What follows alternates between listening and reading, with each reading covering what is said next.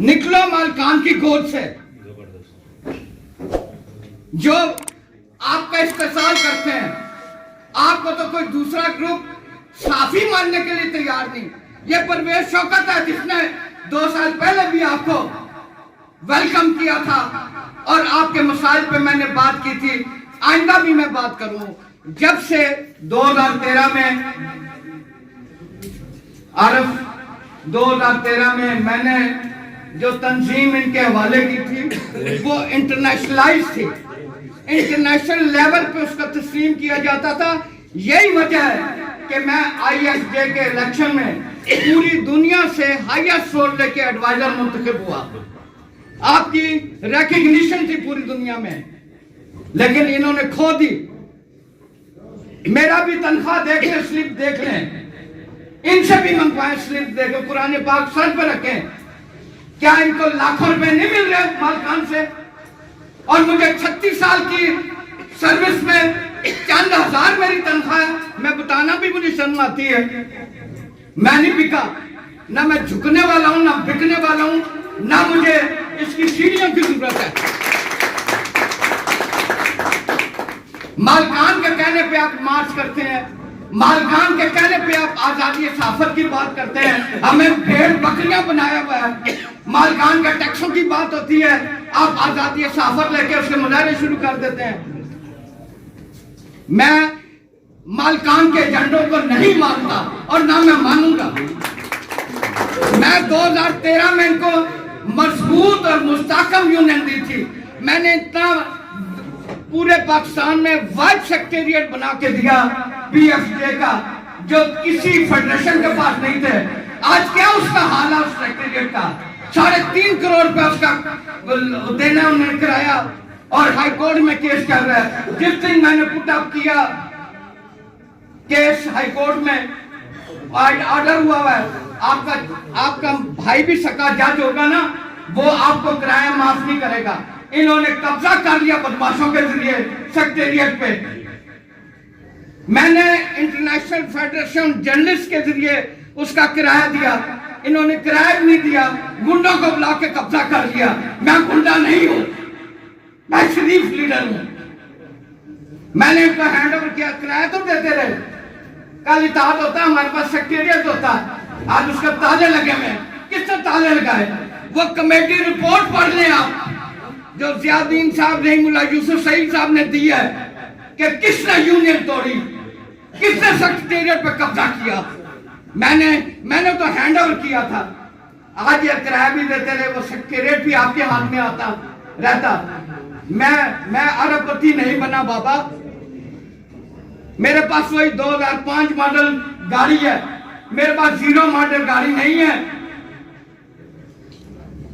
मैं अपने खर्च से अदालतों में धक्के खाता हूं, लेबर कोर्ट से लेकर high court, supreme court, ITNE।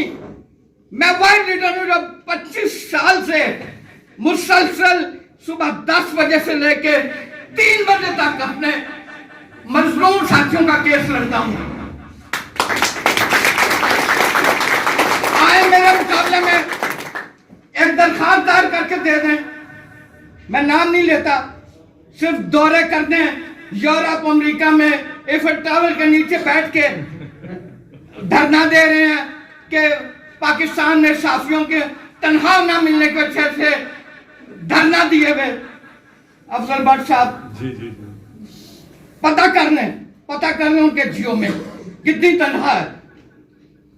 मैं जंग में एडिटर के बाद सबसे सीनियर हूं, लेकिन मैं सबसे जूनियर हूं।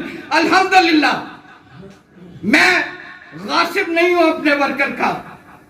मैंने वर्कर के लिए तन मन धन लुटा दिया। आए मेरे मुकाबले में राणा जी। साथियों, इत्तेहाद की तो बात होती है, जाली वोटर लिस्टें बनाई हुई है, मैं उसमें नहीं जीत सकता जाली वोटों से।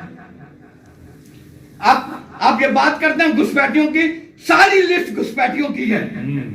आप इंडिपेंडेंट कमेटी बनाएं जो वकला पे मुश्तमिल हो, जो सीनियर साथियों पे मुश्तमिल हो, जिन्होंने ये फैसला दिया कि अफजल भट्ट ने यूनियन तोड़ी ہے یا نہیں؟ اسی طرح اگر میں جھوٹ بولتا میں اس خانہ کعبہ میں تھا، میں حج میں گیا تھا، مجھے رحیم اللہ یوسف رئیس صاحب نے فون کیا کہ پرویز صاحب آپ اپنے کاغذ واپس لے لیں. میں کہا سر میرا کیا قصور ہے؟ یقین کریں میں خانہ کعبہ نماز پڑھ رہا تھا، وہیں فون آیا تو انہوں نے کہا کہ ہم سب سے واپس لے رہے ہیں. میں کہا میرے اپوننٹ واپس نہیں لیں گے، مجھے مجبوراً نام لینا پڑ رہا ہے، میں تہمتیں نہیں لگانے والوں میں سے نہیں ہوں. میں کہا افضل بٹ نہیں لے گا. ان کا ہم لیں گے. میں نے اپنے ساتھی سے کہا میرے کاغذ واپس لے لو طاہر اٹور سے. افضل بٹ نے واپس نہیں لیے، جس کے بعد وہ رپورٹ تیار ہوئی. اب مجھے ذمہ دار نہیں قرار دے سکتے. یہ لوگ جو ہیں یہ ارب پتی بن گئے ہیں. کل جن کے پاس سائیکلیں نہیں تھی نا، اسی اسلام آباد میں آئے تھے امام مسجد بننے، آج ارب پتی بن گئے. اللہ انہیں اور دے. لیکن میں نے اپنے ورکر کی حقوق پہ ڈاکہ نہیں ڈالا. آج بھی میں APNS کے سامنے کھڑا ہوں، BBA کے سامنے کھڑا ہوں. میں آپ کے حقوق کی جنگ لڑوں گا، اور چاہے میری گردن کٹ ہے میں پیچھے نہیں رکھ سکتا. میں نے تو 2 سال انتظار کیا. مجھے چیف جسٹس نے کہا ثاقب نثار صاحب نے کہ پرویز شوکت میں ان سے 11 مہینے کام کیا تھا تسنیم شہزاد کے، اپنا کوئی کام بتاؤ. میں انہیں کہتا مجھے کسی ادارے کا سربراہ بنا سکتا تھا ایک ٹیلی فون پہ.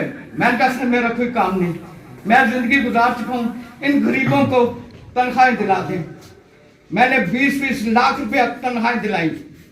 پیٹیشن نے اپنے خرچ پہ داخل کی. کوئی ورکر یہ بتا لے میں نے اس سے ایک پیسہ بھی لیا ہو. میں نے تو تن من دھن لٹا دیا. آپ اتحاد کی بات کرتے ہیں، نہیں ہوگا اتحاد ان سے، کیونکہ وہ مالکان کے کنٹرول میں ہیں. میں مالکان سے باہر ہوں، میں سیکریفائی کرنے کے لیے تیار ہوں، لیکن کوئی نہیں کرے گا کیونکہ انہیں اس عہدے سے کروڑوں روپیہ مل رہا ہے. میرے مالکان کے ساتھیوں، میں جذباتی ہو رہا ہوں کیونکہ میرے ساتھی نے بات کی ہے. میں نے اپنی زندگی، میں نے اپنے گھر کو یوں نہیں نافذ بنایا تھا. میں اپنے ہر موقع پہ، کوئی موقع ایسا نہیں جو میں نے ورکر کے خلاف بات کی ہو، ورکر کے خلاف اقدام کیا ہو. میں ان سب APNS کے اجلاس میں نے ان کی ایسی تحصیل کی کہ آپ وہ کرتے ہیں آزادی صحافت. کوئی آزادی صحافت ہمیں نہیں چاہیے. ہمارے بچے بھوکے مار رہے ہوں، یہ آزادی صحافت مالکان چاہتے ہیں، اپنے ٹیکسوں کی بچت چاہتے ہیں. آزادی صحافت کا بہانہ کر کے وہ تنخواہ دیتے نہیں ہیں. ہمارے بچے بھوکے مار رہے ہیں، اربوں خربوں کما رہے ہیں. جو ان پہ کوئی ہاتھ ڈالتا ہے حکومت تو آزادی صحافت میں ہمیں بھیڑ بکروں کی طرح جھونک دیتے ہیں. میں ان کے جھونکنے میں نہیں آؤں گا. آپ کوشش کر رہے ہیں، یہ اتحاد نہیں ہوگا. میں نے آپ سے پہلے بھی پچھلے سال کہا تھا کہ میری طرف سے استعفے لے لیں. یہ نہیں ہو سکتا کہ میں کرپٹ جو لیڈر ہیں ان کے نیچے آ کے جھک کے کام کروں. میں تو ورکر کا کام کر رہا ہوں، میری کو غلطی بتا دیں. میں کرپٹ لوگوں کے ساتھ نہیں چل سکتا، مالکان کے ایجنٹوں کے ساتھ نہیں چل سکتا. مجھے کوئی ضرورت نہیں ہے BFJ کا صدر رہنے کی.